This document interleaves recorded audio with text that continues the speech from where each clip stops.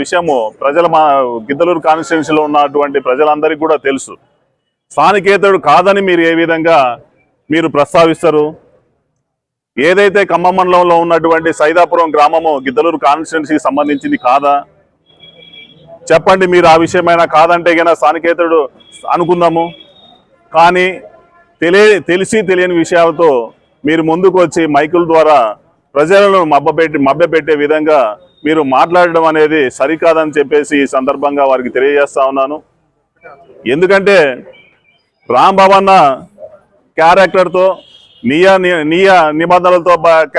నియమ నిబంధనలతో ఎంతో ఉన్నత గుణాలతో ప్రజల ముందుకు వచ్చినటువంటి వ్యక్తిని, అటువంటి వ్యక్తిని ఈ గిద్దలూరు కాన్స్టిట్యున్సీ ప్రజలు కూడా 2019లో 85,000 ఓట్ల మెజారిటీ ఇచ్చినటువంటి ఘనత కూడా ఇక్కడ ప్రజలందరికీ దక్కుతుంది.